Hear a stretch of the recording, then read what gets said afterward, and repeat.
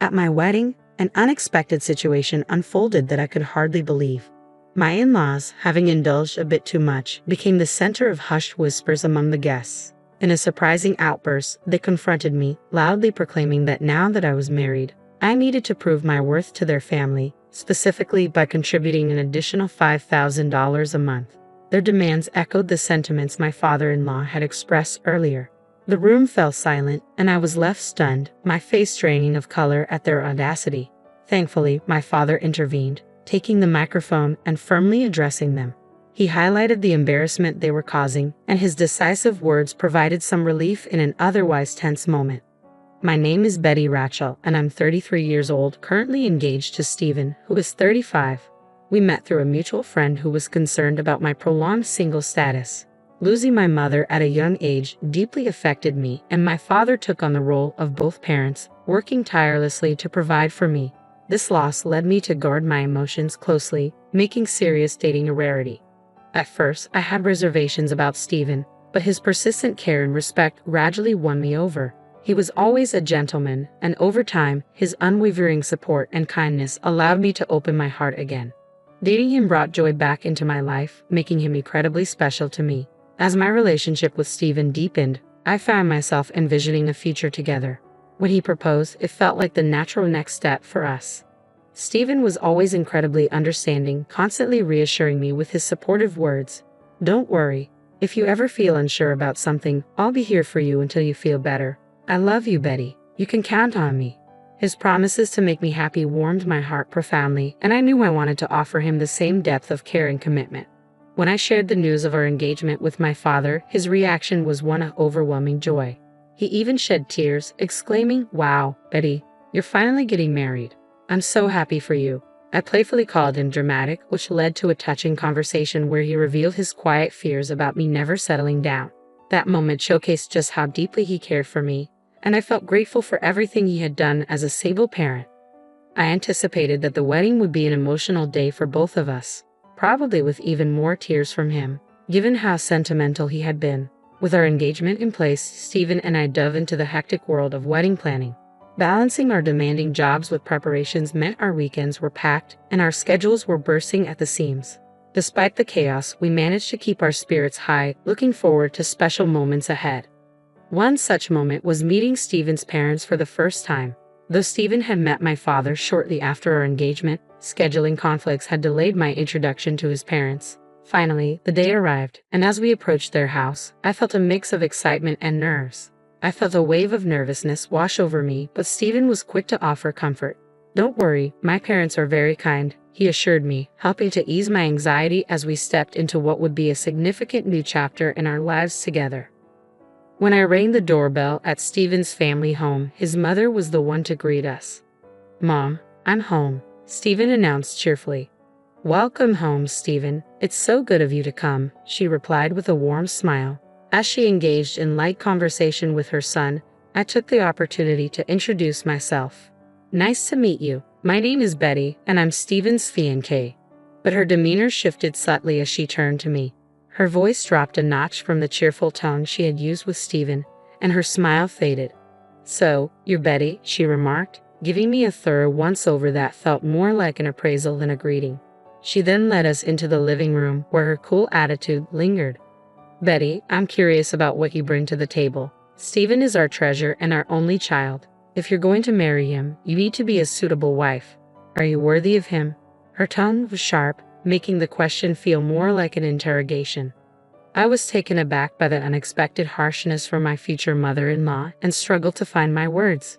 "You're going to join our family, you know. Are you ready for that?" she continued, her words carrying a weight of expectation that felt disproportionate. After all, I wasn't marrying into a royal or famously distinguished family, so why such a heavy commitment?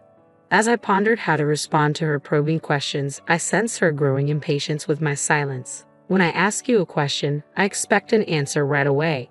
You're being rude?" Her voice rose with intensity, pushing for an immediate response despite my overwhelming feelings. I managed to respond, "I hope that Stephen and I will support each other throughout our marriage." But my answer didn't satisfy her. "What a naive thing to say," she retorted sharply. "You're not just supposed to support each other. It's your job as a wife to support Stephen. You don't even understand the basics." Her criticism stung. At that moment, Stephen's father, who had been quietly observing the exchange, stepped in. "Honey, calm down," he said gently. Turning to me, he added, "I'm sorry about that, Betty. You must have been startled by my wife's words." His calm demeanor attempted to diffuse the tension, and I reminded myself that Stephen's mother was fiercely protective of her only son. Perhaps her sharp words were just nerves speaking out of turn. Just then, Stephen's brother entered the room, his quiet, gentle presence momentarily easing the tension. However, the relief was short-lived as he flashed a disarming smile and voiced his support for their mother's harsh words. "What my wife says is justified. What concerns me the most is that you come from a single-parent family," he remarked. Confused, I asked, "What do you mean by that?" "Being raised by just one parent doesn't have a good public image," he explained. "We can't be too happy to have someone like that become the wife of our only son, can we?" I couldn't let his comment go unchallenged. "Hold on a minute. What's wrong with being raised by a single parent? My father worked incredibly hard to raise me by himself, and I'm thankful for my upbringing. I'm proud of my father. Being raised by a single parent doesn't make me any less valuable." Despite my protests, they continued to argue. "Since you were missing one parent, you couldn't have learned how to be a good wife, to do housework and such," they claimed. I responded firmly, determined not to back down. "I did a lot of housework to help my father, and I can cook pretty well, so please don't say that," I responded, trying to defend myself. But Stephen's mother brushed aside my words and declared, "I will allow you to marry Stephen, but in exchange, you must promise to devote everything to us as his parents. Can you promise me that?" I was taken aback by her demands. "Wait, since you came here to ask for our permission to marry your son, you do know what your duties are, don't you?" Before I could elaborate, she continued, making it clear that my in-laws were dominating the discussion, leaving me little room to express my thoughts. That night, as I reflected on our visit, I realized how deeply this conversation had impacted me. It had been overwhelming, prompting me to consider the dynamics I was about to enter with Stephen's family. Feeling the weight of that encounter, I decided it was crucial to discuss my feelings with him. "Stephen, do your parents always talk to people like that?" I asked, hoping for some insight or support. He seemed unaffected by my question. "What about it?" he replied, clearly not seeing the issue. I pressed on, trying to clarify my concerns. "Well, I mean the way your parents spoke to me and what they said," I explained. "Oh, really? They were just talking about whether you were ready for this marriage," he responded nonchalantly. I understood that his parents were concerned about their son's future, but their approach felt excessive. "I get that your parents are worried, but it felt like too much," I pointed out. "Really? Why is that? My parents didn't say anything wrong. Besides, they permitted us to get married, so don't worry about it," he reassured me. His response troubled me. It seemed he was more aligned with his parents' views than with understanding my feelings. Sensing my unease, Stephen hugged me. "Betty, you don't have to worry so much. My parents are just a bit upset because their only son is getting married," he explained, though his words felt like he didn't fully grasp my concerns. "It's all going to be fine. Don't overthink it. I'm sure they just want what's best for us. They want us to be as good a couple as they are, which is why they were a bit harsh," he added. "Oh," I replied, somewhat skeptically. Stephen seemed to think his parents' high expectations were normal, but I couldn't shake the feeling that it wasn't right for them to diminish me simply because I was raised by a single parent, and I couldn't understand how anyone could hold such views while claiming to be supportive partners. This wedding was about Stephen and me. We should be the focus, not his parents' approval or disapproval. Despite my frustration, I decided not to dwell on my opinions. Then, the wedding day arrived. The venue buzzed with our relatives, friends, colleagues, and bosses. As I walked in the aisle with my father, who had lovingly raised me, a whirlwind of emotions washed over me. Stephen and I exchanged our vows and rings, and the room erupted in applause. Despite the challenges we faced, this was our moment, and I was determined to cherish it. As I walked in the aisle with Stephen, the reality of marrying him sank in, filling me with an unprecedented joy. The reception hall was alive as we entered, greeted by videos of our journey together playing in the background, adding a personal touch to the celebrations. I reveled in reconnecting with friends I hadn't seen in a while, receiving heartfelt congratulations from many. Despite my initial reservations about Stephen's parents, I felt relieved and genuinely happy to have chosen to marry him. We planned to officially register our marriage after the ceremony. a step that would unite us as husband and wife. I savored every moment, basking in the happiness of the day. However, as the event progressed and it came time to greet our guests, a sense of unease returned. Stephen's parents, standing in line with us, were noticeably unsteady on their feet, their faces flushed a deep red, a clear sign they had indulged too much in the celebration. Some relatives quietly inquired if they were all right, and it was embarrassing, but we had to proceed with the ceremony's conclusion. Then, the moment the microphone was handed to us, Stephen's mother unexpectedly grabbed my hand, pulling me away from him, shouting with an intensity that felt almost theatrical. "Listen to me, Betty. After this wedding, you're going to devote yourself to us completely. Prepare yourself because we are going to test you hard." Murmurs rippled through the guests, some chuckling, unsure whether to take her seriously. But things took a turn for the worse when Stephen's father snatched the microphone, bluntly criticizing my appearance. "Betty, don't you feel embarrassed wearing a dress like that? It doesn't suit you at all, dear." His mother quickly chimed in, nodding in agreement. The whispers among the guests grew louder, shifting to a more concerned tone.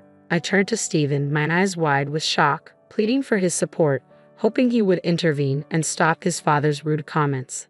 The situation demanded that he stand up not just for me but for the respect and dignity of our union.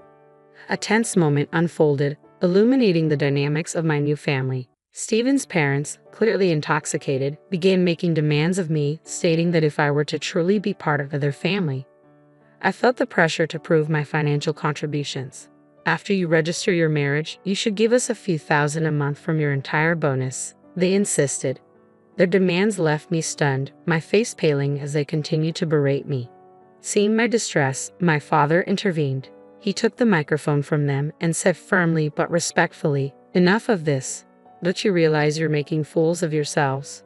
Despite his calm demeanor, Stephen's parents reacted harshly, questioning his interruption and degrading him as a single parent, asserting that single parents were never any good.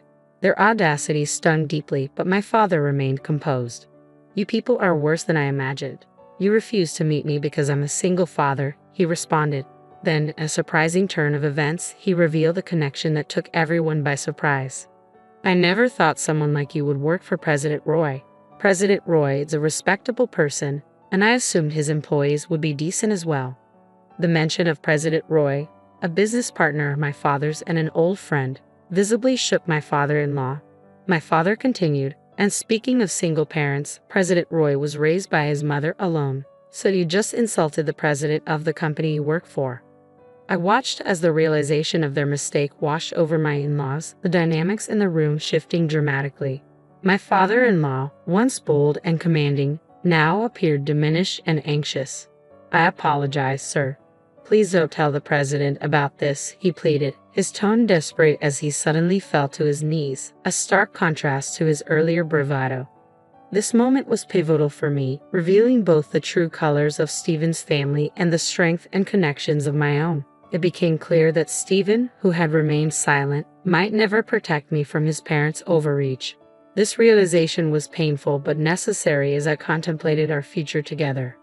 Amidst the buzzing hall filled with our guests, the tension peaked. I sensed Stephen's defeated demeanor while guests caught between shock and amusement began recording the unfolding scene. My father, standing resolute and unyielding, approached me. "No matter how much you apologize, you can't take back your words," he said firmly. He then asked if I wanted to leave with him, and without hesitation, I nodded. I agreed, taking the microphone from Stephen. With clarity and finality, I addressed everyone in the room. "Thank you for the entertainment, but there will be no marriage," I announced, directing my words at Stephen, his parents, and all the guests. "I'll ensure that all gifts and contributions for this occasion are returned." With that, I left the reception hall alongside my father. As we exited, I caught a glimpse of Stephen and his parents, their faces a mix of shock and dismay. Behind them, their relatives gathered, concern etched on their faces as chaos began to unfold in the room. In the days that followed, as I returned money and gifts, many guests expressed their sympathy and admiration for my decision. They commended my father and me for our integrity and courage in facing such a difficult situation. The aftermath of the reception rippled through Stephen's social and professional life. His coworkers who had witnessed the ordeal spread the word, tarnishing his reputation and highlighting his inability to stand up to his unreasonable parents. This painted him as someone lacking character. Embarrassed and unable to face his colleagues, Stephen ultimately resigned from his job. The fallout extended to his father as well. The president of the company, having learned about the incident through the grapevine, took decisive action. Stephen's father was demoted and reassigned to a remote division, a clear statement about the company's commitment to integrity and respect. Meanwhile, Stephen's family found themselves increasingly isolated within their community and extended family, a direct consequence of their actions at the wedding. While this was unfortunate, it served as a stark reminder that actions have consequences, often unavoidable ones. Life went on for me, with lessons learned and new beginnings on the horizon. Following the dramatic end to my planned wedding, I took the time to strengthen my bond with my dad. We spent more quality time together, deepening my appreciation for everything he had done for me. One day, he initiated a serious conversation that took me by surprise. "Betty, are you interested in running the business?" he asked, his eyes filled with hope and seriousness. "Do you mean?" I hesitated, unsure of where he was leading. "Why don't you work towards becoming the president of my company?" he suggested. The idea was a significant leap, yet he seemed confident that I was ready for it. "I'll do my best, I promise." A swirl of excitement and nervousness taking over me, I decided to focus on advancing my career and set aside any romantic entanglements for the time being. I was determined to prove to myself and my dad that I could excel and perhaps one day become a great leader like him. Currently, I am deeply engaged in learning every aspect of my dad's company. The work is challenging but immensely rewarding, and I am committed to seizing this opportunity. Reflecting on the wedding debacle, it's evident that Stephen's in-laws were unreasonable, turning what should have been a joyous celebration into a complete spectacle. Thankfully, since the marriage was never officially registered, I avoided a legally binding mistake.